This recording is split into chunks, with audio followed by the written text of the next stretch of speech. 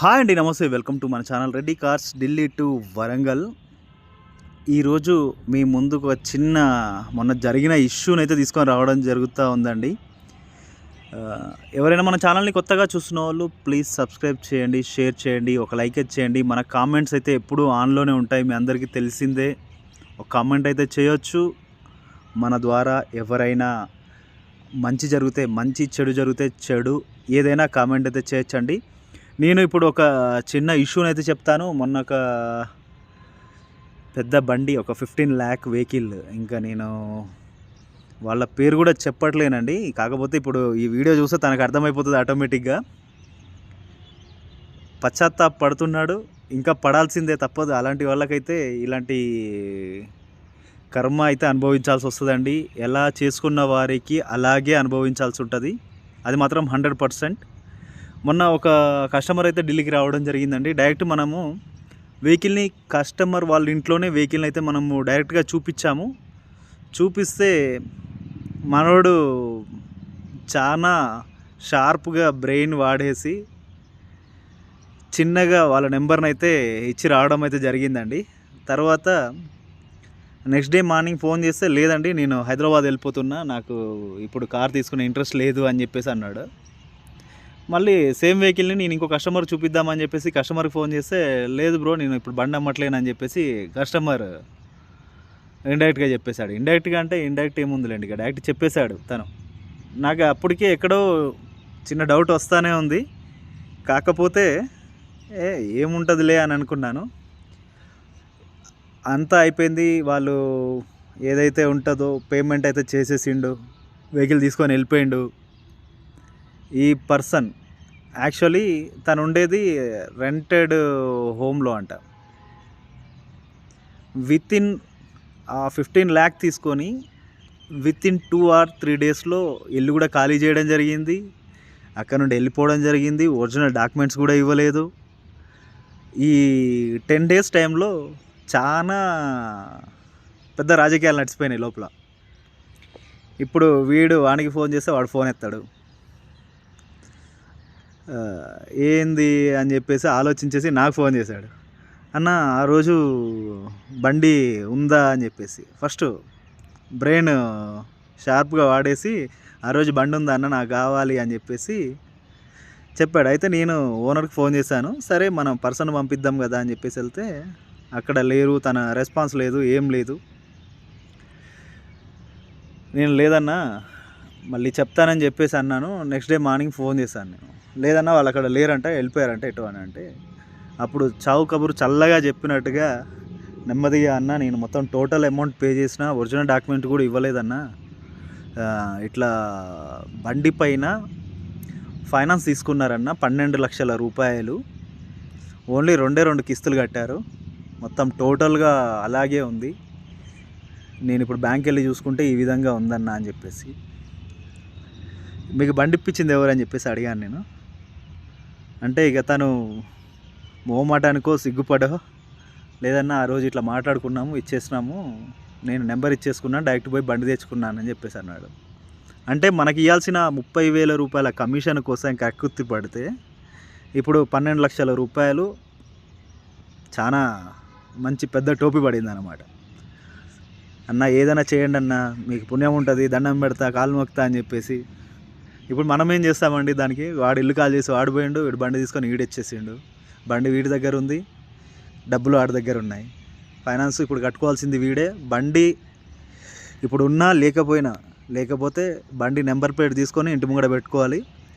ఒకవేళ బండి రోడ్డు మీద తిరిగిందంటే అది ఆల్ ఇండియా ఫైనాన్స్, వాడు ఎక్కడ ఉన్నా కానీ బండి కన్ఫామ్గా, అది దాన్ని ఎంత పెద్ద 7 సముద్రాలు అవతల పెట్టినా వాడు కన్ఫామ్గా ఫైనాన్స్ వాడు వచ్చి అయితే తీసుకొని వెళ్ళిపోవడం అయితే కామన్. ఈ విషయాన్ని ఎందుకు చెప్తున్నానంటే, మీరు మాకు ఇచ్చే ఈ 20-30 మీ పెద్ద బిల్డింగ్లో ఏదో కట్టుకుంటామని కాదు, కాకపోతే మీరు ఇచ్చే ఆ డబ్బులతోటి మీకు ఎంత సేఫ్టీ సెక్యూరిటీ ఉంటుంది అని అంటే, ఏ డాక్యుమెంట్ కానీ ఏ పేపర్ కానీ మేము ప్రతి ఒక్కటి ముందు ఆలోచిస్తాం. ఫైనాన్స్ ఏది ఉంది, మేము కస్టమర్కి ఇచ్చేటప్పుడు వెహికల్ ఎలా ఉంది, దాని కండిషన్ ఏంటిది, యాక్సిడెంటా నాన్ యాక్సిడెంటా, ఎన్నో రకాలుగా ఆలోచిస్తామండి. మేము మన కస్టమర్కి ఇస్తున్నప్పుడు కస్టమర్ మోసపోవద్దు అన్న ఒక్క ఆలోచనతోటి మేము చేస్తాము ఈ పని. కానీ మిమ్మల్ని డైరెక్ట్ కస్టమర్ కలుపుదాము అనుకునే లోపే మీరు ఇలాంటి పెద్ద పెద్ద డిసిషన్స్ తీసుకొని పెద్ద పెద్ద నష్టాలు పోతే అది మీకే నష్టం తప్ప మాకు ఎటువంటి నష్టం లేదండి. నేను డైరెక్ట్ చెప్పేసిన, అన్న మీరు పోయారు తీసుకున్నారు, మీ సావు మీరు చావండి అని చెప్పేసి అన్నాను నేను. ఎందుకనంటే కస్టమర్ తను నా మీద నమ్మకంతో నాకు అన్న మీకు 30,000 కమిషన్ ఇచ్చాను కదన్న, మీదే బాధ్యత కదా అన్నానంటే, నేను ఆ రోజు నేను బండి ఇప్పించే రోజు నేను ఒకటే మాటగా ఏమంటానంటే, అన్న ఫస్ట్ మీ ఫైనాన్స్ ఏదైతే ఉందో ఈ బ్యాంకులో మీ స్టేట్మెంట్ ఇవ్వండి, స్టేట్మెంట్ చూసిన తర్వాత ఎంత బ్యాలెన్స్ ఉంది, హైపోథెటికేషన్ తీసేసిన తర్వాత బ్యాంక్ ఎన్ఓసి బ్యాంక్ 35 తీసుకున్న తర్వాతనే మనం ఏదైనా టోటల్ అమౌంట్ కట్టడం అయితే జరుగుతుంది. ఇలాంటి చాలా ఉంటాయండి. ఒక వెహికల్ తీసుకోవాలి అని అంటే అంత అల్లాటప్ప విషయం అయితే కాదు. సొంత నిర్ణయాలు ఓవర్ స్మార్ట్ పనులు చేస్తే ఇలాగే మునగాల్సి వస్తుంది. ఇప్పుడు కాళ్ళు పట్టుకొని ఏడ్చినా గడ్డం పట్టుకొని ఏడ్చినా ఆ డబ్బులు అయితే రావు, వాడైతే దొరకడు. పోలీస్ కంప్లైంట్ చేశారు, ఎఫ్ఐఆర్ చేశారు. మీకు ఎవరికైనా డౌట్గా ఉంటే మీరు నాకు కాల్ చేయొచ్చు, మీకు ఆ ఎఫ్ఐఆర్ కాపీ కూడా పెడతాను. నేనే మన పర్సన్నే పంపించేసి ఎఫ్ఐఆర్ కాపీని అయితే మనం తీసుకోవడం జరిగింది. ఎఫ్ఐఆర్ కాపీ కూడా నా దగ్గర ఉంది. ఈ విధంగానైతే మోసపోవద్దండి. ఎందుకనంటే మీరు ఇచ్చే 5-10 వేలతోటి మేము బిల్డింగ్లు అయితే ఏం కట్టుకోము. కాకపోతే ఏంటి అని అంటే ఒక మీ వల్ల మాకు లాభం, మా వల్ల మీకు లాభం. మేముంటే మీకు మంచి బండి దొరుకుతుంది, నష్టపోకుండా ఉంటారు, ప్లస్ మీ టైం కూడా సేవ్ అవుతుంది. 100% ఇదైతే చెప్తున్నానండి. ఎందుకనంటే మీరు ఒక బండి ఒక రోజులో చూస్తే మేము ఒక బండి 10 రోజులు తిరిగితే ఒక బండి చూస్తామండి మేము. ఇది గుర్తుపెట్టుకోవాలి. మీరు తొందరలో వచ్చేసి ఏదో ఒక బండి చూసి తీసుకొని పోవాలి అనే ఉద్దేశంలో ఆగమాగంగా తీసుకొని వెళ్ళిపోతారు. మేము ఒక బండిని 10 రోజులు చూసి ఒక్కసారి దాన్ని తీసుకుంటాం వెహికల్ని. అది మీరు గుర్తుపెట్టుకోవాలి. మీ దగ్గరికి వెహికల్ వస్తుంది అని అంటే అది 100%, 200% పర్ఫెక్ట్గా ఉంటేనే మీ దగ్గరికి అయితే నేను తీసుకొని రావడం జరుగుతుంది. ఓకే అండి. ఈ ఎందుకు చెప్పాను అని అంటే నమ్మకం అనేది ముఖ్యం కాబట్టి నేను ఇదంతా సోది చెప్పడం జరిగింది. మీ టైంను నేను ఒక 7 నిమిషాలు అయితే వేస్ట్ చేయడం జరిగింది. ఇప్పుడు మన దగ్గర ఉన్న కొన్ని వెహికల్స్ అయితే చెప్తానండి. 2016 బ్రీజా ZDI ప్లస్ 88,000 కిలోమీటర్లు తిరిగింది. Second owner vehicle. ఒకటే ఇంట్లో ఇద్దరి పేరు మీదకి అయితే మారిందండి. 5,50,000 రూపాయలకు నేను విత్ డెలివరీ అయితే ఇస్తాను. మన వాట్సాప్ గ్రూప్లో ఈ ఫొటోస్ అండ్ డీటెయిల్స్ అయితే ఉన్నాయి.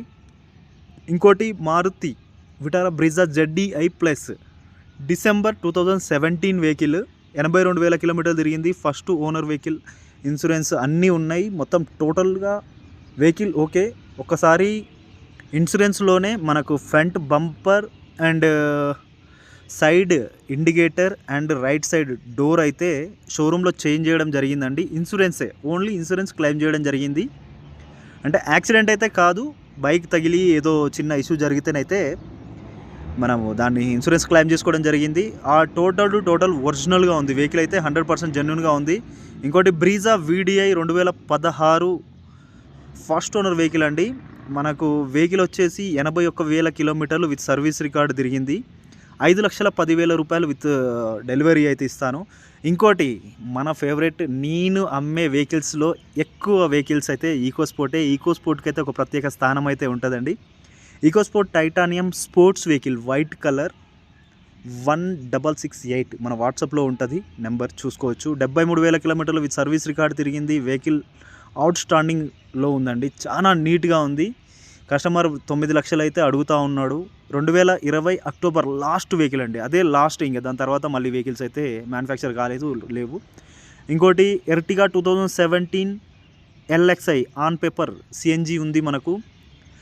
5,50,000 విత్ డెలివరీ ఇస్తాను. ఈకోస్పోర్ట్ 2015 4 లక్షలకు వరంగల్లో ఉంది. EcoSport titanium optional 6 air bags black colour 60,000 కిలోమీటర్లు తిరిగింది. వరంగల్లో ఉంది. ఎవరైనా మీరు వరంగల్లో వెహికల్ చూడాలనుకుంటే ఈ 2 వెహికల్స్ అయితే వరంగల్లో అవైలబుల్ ఉంటాయి, మీరు వెళ్ళి చూసుకోవచ్చండి. అలాగే ఇంకొక బ్రీజా ఈరోజు వచ్చింది 9027 డ్యూయల్ టోన్లో ఉంది. మీకు ఎవరికన్నా ఇంట్రెస్ట్గా ఉంటే అది కూడా 2017 10వ నెల వెహికల్, ఓన్లీ 68,000 కిలోమీటర్లు తిరిగింది. 6,20,000 రూపాయలకు విత్ డెలివరీ అయితే ఇస్తానండి. Thanks for watching Reddy cars Delhi to Warangal. జై హింద్.